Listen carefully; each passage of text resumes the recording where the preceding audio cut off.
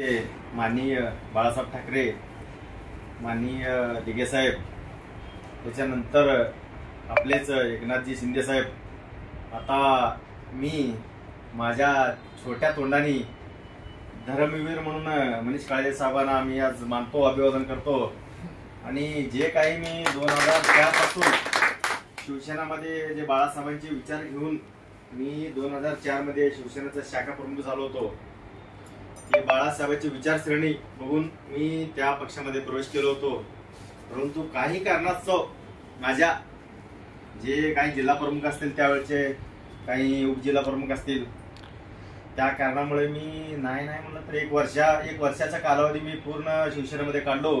त्याच्यानंतर मी त्याचा राजकारण समाप्त करून आज मी बसलो होतो।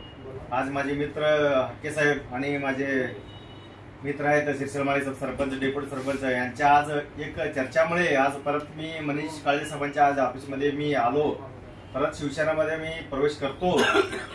आणि फक्त मला एकच वाटायचं आहे, जे बाळासाहेबांची विचारसरणी होती, त्या दिघे साहेबात, शिंदे साहेबात, मला एकच करायचं आहे। आज त्यांचं विचारसरणी घेऊन काळजे साहेबांनी जे धर्मवीर आपल्या मुंबईमध्ये प्रसिद्ध झाले, सर्व धर्म भाव संभावना करत त्यांनी जे कार्य राबवले होते, काळजे साहेबांना एवढीच विनंती आहे, तेच धर्म संभावना आपण सगळ्या जिल्ह्यातून दाखवावी आणि खरंच धर्मवीर म्हणून आपल्या सोलापूर जिल्ह्याचं एक नाव व्हावं, अशी माझी कळकळीची विनंती आहे।